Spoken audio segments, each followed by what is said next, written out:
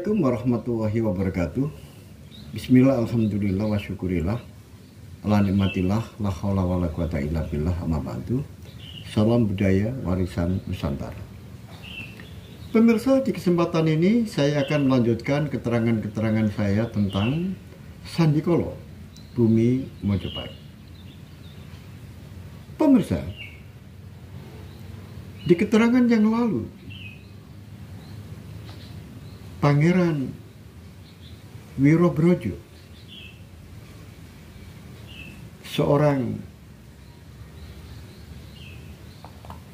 punggawa penting dari Tuban yang diperintahkan oleh Adipati Tuban, yaitu Adipati Haryotejo, untuk menyelidiki tentang kebenaran desas-desus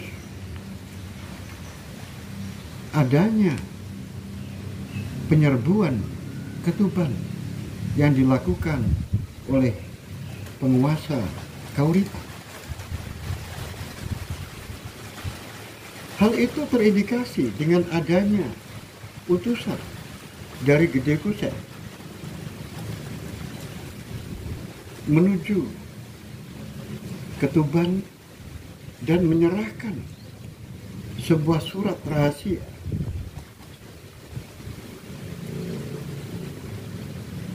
yang diberikan oleh Ibrahim Amir, yaitu salah satu santri dari Gede Kusen.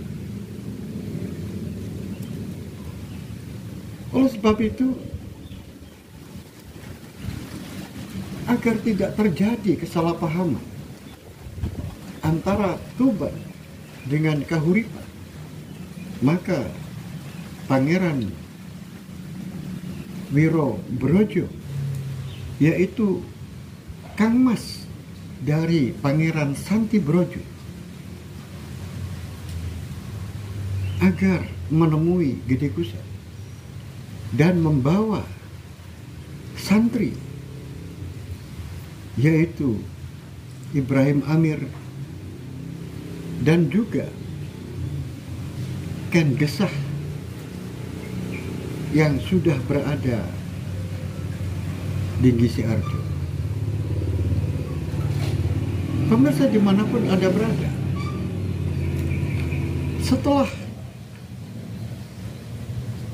bertemu dengan Gede Kusen, hal itu juga diberikan petunjuk oleh sahabatnya,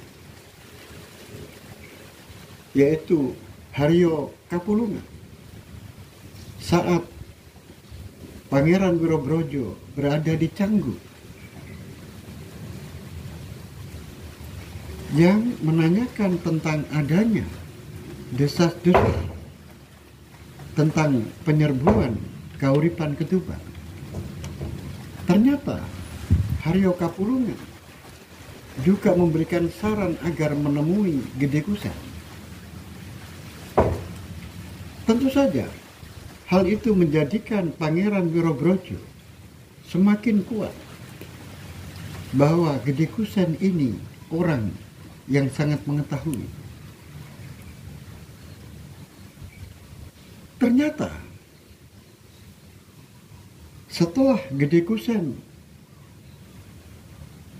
didatangi oleh Pangeran Wirobrojo sambil menyerahkan gerobak yang berisi 2 santri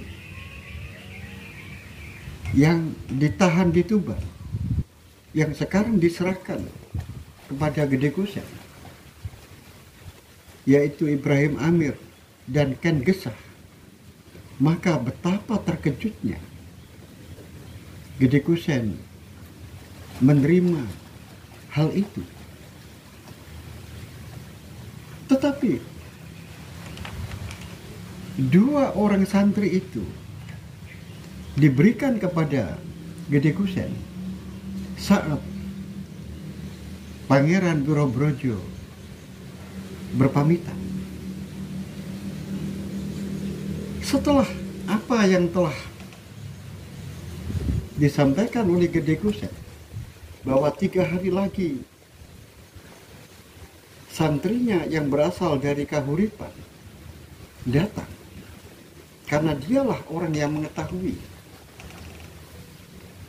dialah prajurit Kahuripan yang menyerahkan surat rahasia itu kepada dirinya, akan datang. Dan oleh Pangeran Wirobrojo, prajurit murid dari Gede Kusen itu diminta menemuinya di hutan asam. Setelah bertemu dengan orang yang namanya prajurit Kahuripan, santrinya Gede Kusen itu, ternyata apa yang diperoleh dari prajurit itu memberikan petunjuk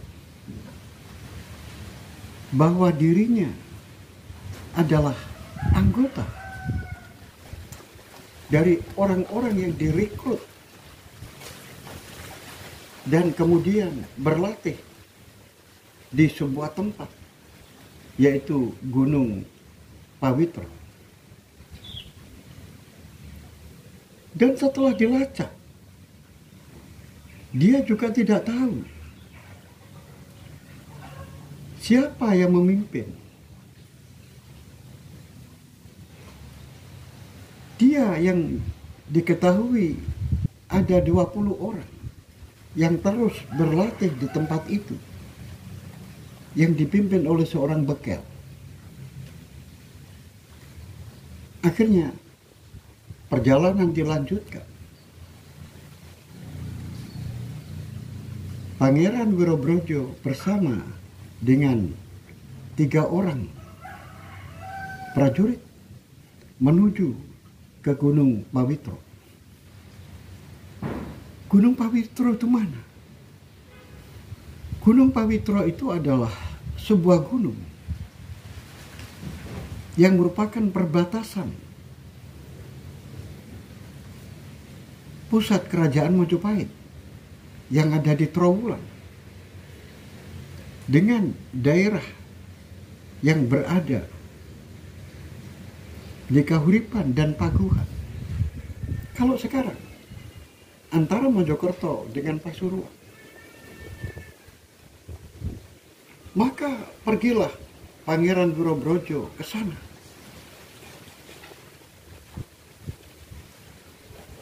Tetapi Pangeran Wirobrojo belum begitu mengenal daerah itu. Ternyata dia sering kecolongan untuk mengetahui orang-orang yang lewat menuju ke Gunung Pawitro itu. Dia tidak bisa membedakan mana itu orang yang dicarinya dengan masyarakat yang terbiasa lewat di situ. Karena jalan menuju ke lereng-lereng Gunung Pawitro ini jumlahnya tidak satu, banyak. Oleh sebab itu, terus Pangeran Wirobrojo mencari tempat-tempat yang sekiranya bisa dipantau orang yang lewat di tempat itu. Tetapi tetap saja dia tidak bisa membedakan mana orang-orang yang mencari kayu atau orang-orang yang sedang melakukan ritual keagamaan. Karena di lereng-lereng Gunung Pawitro ini banyak sekali candi-candi peninggalan Empu Sendok pada zaman dahulu. Sehingga banyak orang-orang yang datang ke sana untuk melakukan ritual-ritual keagamaan.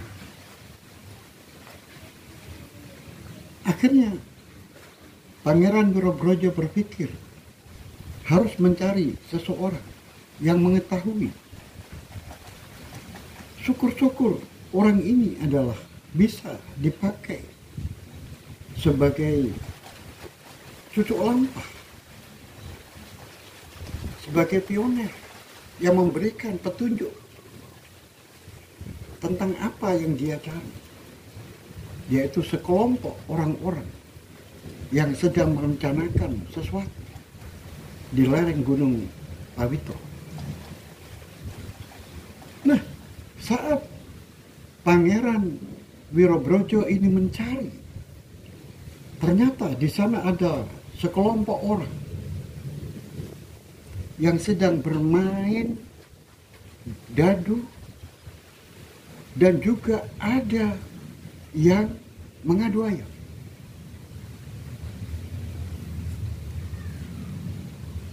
Akhirnya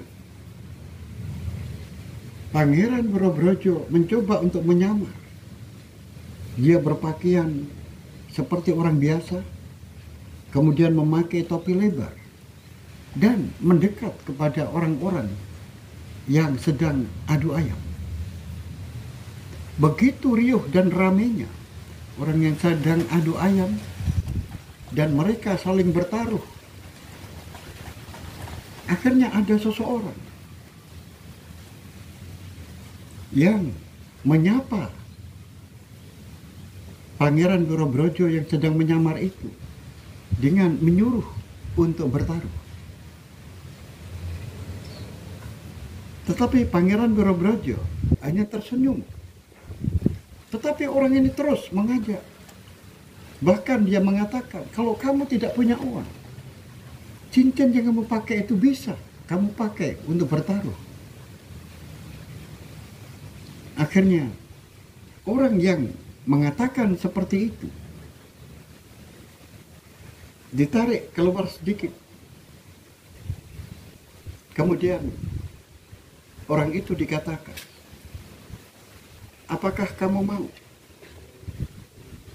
tanpa kamu berjudi, tanpa kamu bertaruh, tanpa kamu adu ayam, tetapi kamu mendapatkan uang? Tentu saja orang tadi terkejut dengan tawaran itu.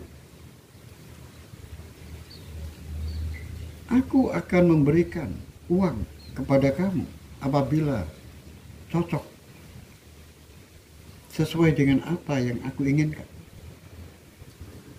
Dan jumlahnya juga tidak sedikit. Kamu akan saya beri uang senilai, kalau dibelikan beras bisa 1000 gantang. 1000 gantang? Benar. Itu banyak sekali. Memang itu banyak sekali. Kalau kamu mau, ikutlah saya. Akhirnya Pangeran Wirobrojo keluar dari lingkaran orang-orang yang sedang adu ayam itu, kemudian berjalan menuju ke suatu tempat.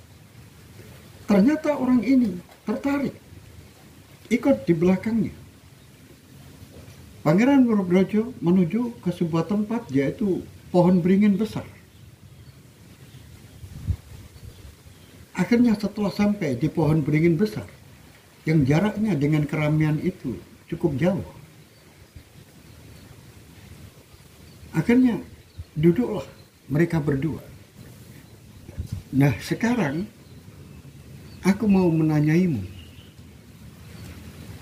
Jawablah dengan jujur. Siapa namamu? Dan kamu berasal dari mana? Aku Dermono. Raden, aku berasal dari Jinggan. Berasal dari Jinggan? Benar.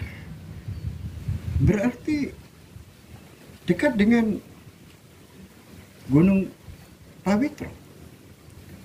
Wah, kalau Gunung Pawitro aku setiap hari naik turun. Masalahnya pekerjaanku adalah mencari kayu. Oh, jadi kamu setiap hari naik gunung, turun gunung untuk mencari kayu? Benar. Nah, aku bertanya lagi. selama kamu mencari kayu, naik gunung, turun gunung, apakah kamu pernah melihat sekelompok orang yang sedang berlatih? Artinya mereka berkelompok kemudian melatih diri. Atau seorang prajurit, atau apa saja yang sekiranya itu bukan orang biasa, artinya bukan orang yang mencari kayu, atau orang yang sedang berziarah.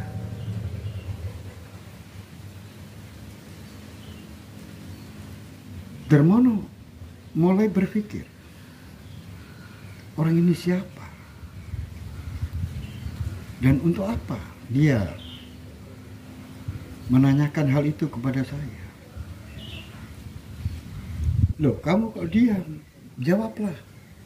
Jangan berbohong. Kalau kamu jujur mau bekerja sama dengan saya, maka kamu akan saya beri uang senilai 1000 gantang. Tapi begini, Raden, aku memang keluar masuk, naik gunung turun gunung untuk mencari kayu bakar. Tapi aku tidak memperhatikan kalau ada orang-orang seperti itu. Mungkin saja karena perhatianku tidak khusus melihat atau menyelidiki tentang hal itu. Mungkin bisa seperti itu. Tapi memang benar, aku juga pernah melihat sekelompok orang-orang yang mereka sepertinya bukan pencari kayu, atau bukan orang-orang yang berziarah, tetapi mereka melakukan latihan-latihan seperti geladi diri. Nah, itu yang aku maksud. Kira-kira jumlahnya berapa orang? Nah, itu aku yang tidak tahu, karena aku tidak fokus. Yang aku lihat kadang-kadang 5.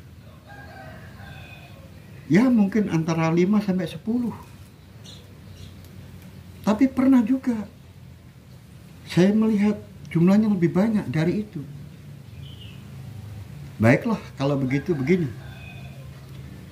Kamu pergilah untuk naik gunung, turun gunung, berpura-pura mencari kayu bakar, kemudian sambil kamu menyelidiki.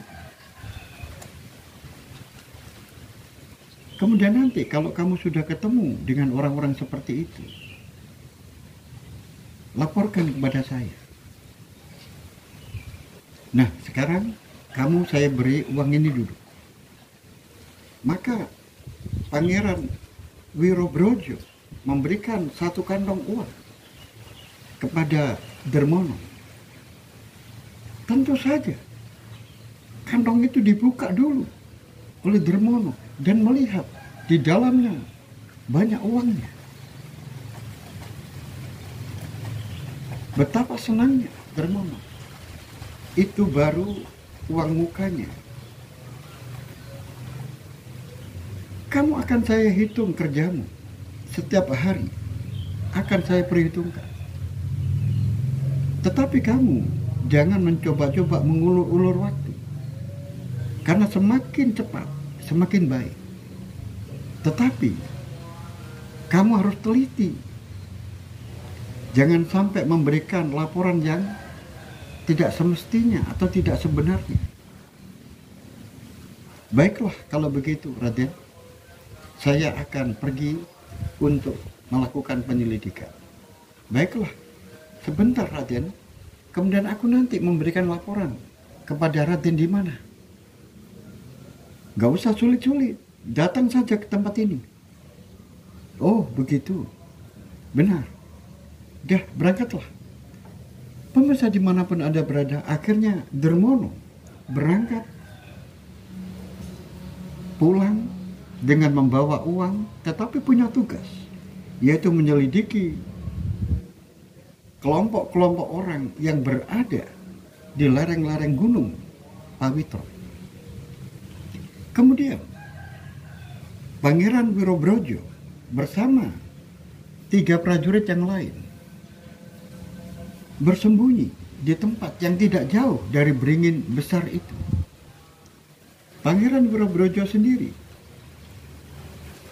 memiliki tempat persembunyian yang juga tidak jauh dari beringin besar itu. Tempatnya seperti goa, di mana orang kalau ingin masuk ke dalam goa itu, dia hanya bisa masuk ke dalam goa itu dengan berjalan di kedua lututnya. Kalau berdiri tidak akan bisa. Dalam istilah Jawanya, kalau ingin masuk dengan berangkang dulu. Tetapi di dalam goa itu luas. Pintu masuknya yang kecil, tetapi di dalamnya luas, cukup luas. Bahkan di dalam goa itu ada air. Ada air yang terus menetes.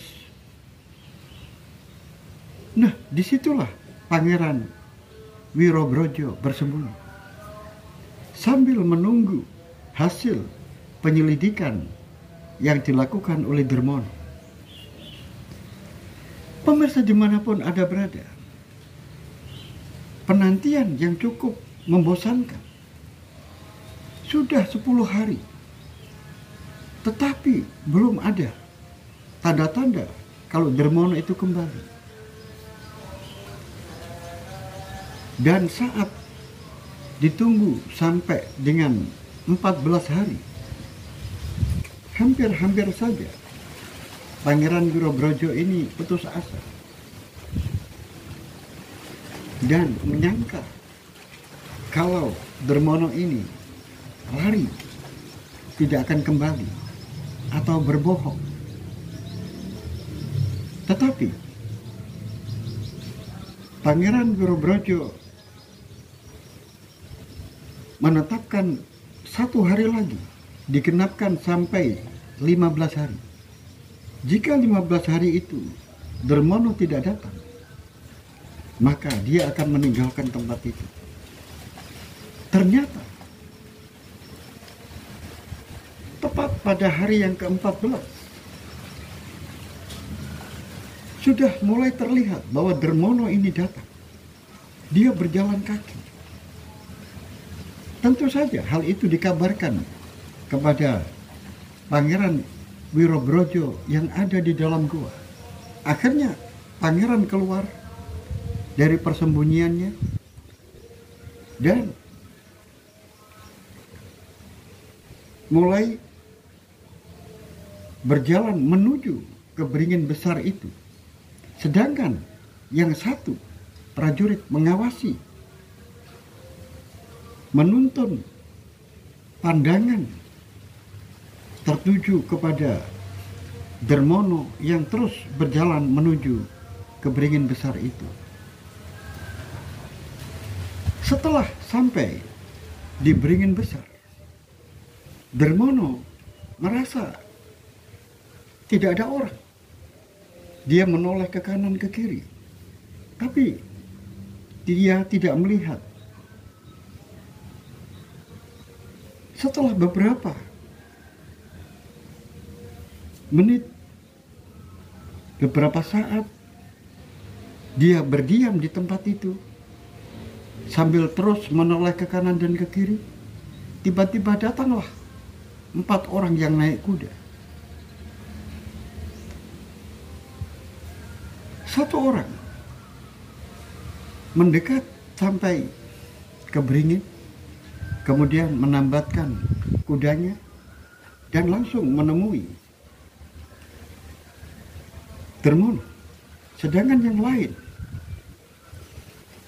menyebar dan akhirnya sembunyi. Bagaimana? Apakah kamu sudah melakukan penyelidikan? Sudah, Raden. Bagaimana hasilnya? Benar.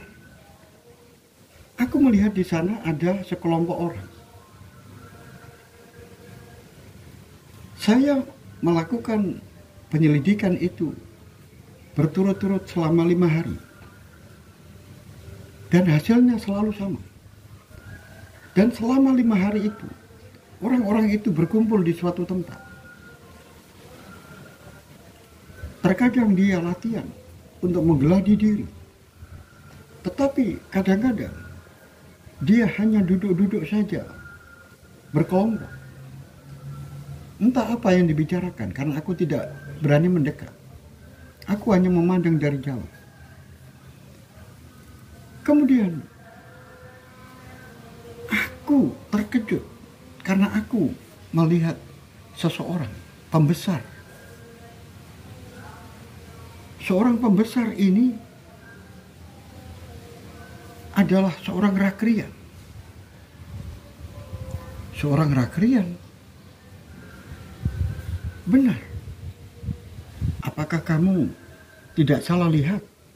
Tidak. Masalahnya aku pernah bekerja di rumahnya orang itu. Tapi orang itu orang Paguhan, bukan orang Kahuripan. Berarti yang kamu maksud adalah rakrian dari Paguhan. Apakah dia setingkat dengan Temenggung? Benar, itu Temenggung. Karena aku pernah bekerja di rumahnya orang itu. Kamu jangan main-main. Temenggung di Paguhan itu namanya Temenggung Haryo Tembeng. Benar. Aku sudah mengenalnya. Saat itu aku diajak temanku untuk bekerja di tempat orang itu. Pada saat orang ini membangun sebuah tempat di rumahnya, aku selama 7 hari ada di sana, sehingga aku kenal benar wajahnya, dan aku kenal benar namanya, yaitu Temenggung Haryo Tembeng. Akhirnya Pangeran Wirobrojo ini berhenti dan berpikir sejenak, ada apa ini? Apakah ada hubungannya dengan Kahuripan? Atau ini merupakan ide dari Paguhan? Atau ini hanya ide dari Temenggung Haryo Tembeng saja? Apakah penguasa Paguhan, yaitu Bri Paguhan, ikut terlibat di dalam hal ini?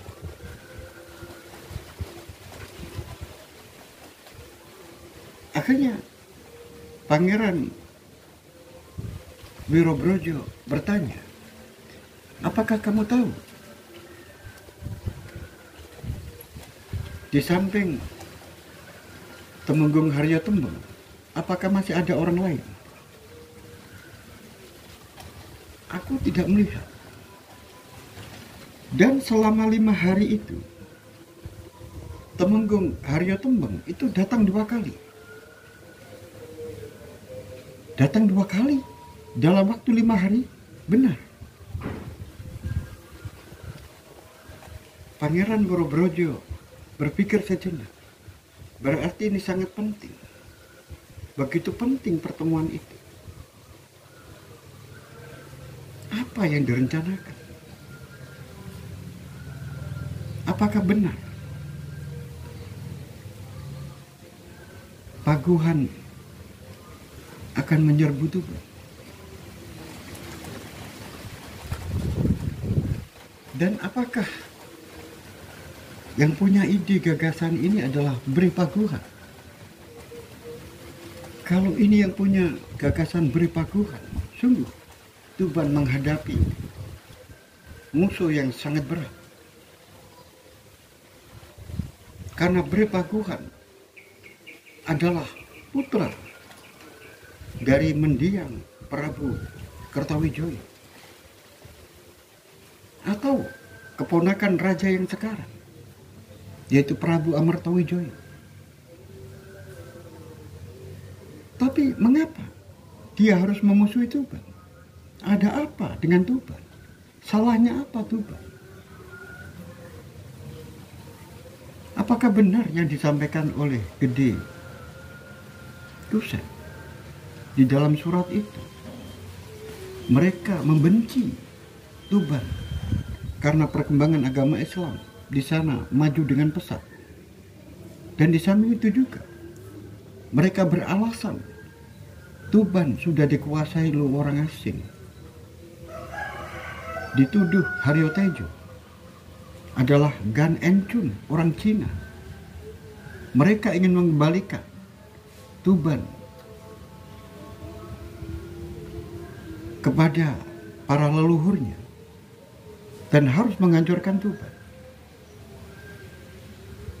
Apakah benar? Kamu benar-benar yakin kalau itu Temenggung Haryo Temeng? Dan kamu tidak bohong? Raden, saya bersumpah, saya tidak akan bisa ngomong anak cucu saya kalau saya berbohong. Baiklah kalau begitu. Prajurit, akhirnya prajurit dipanggil. Sekali panggil, 3 orang prajurit datang dengan naik kuda. Kamu tidak usah turun. Bawa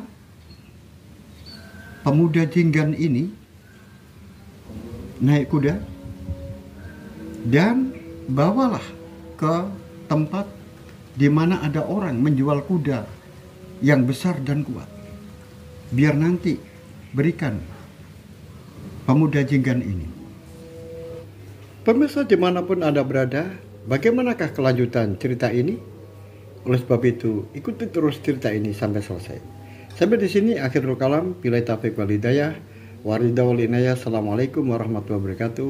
Salam budaya warisan Nusantara.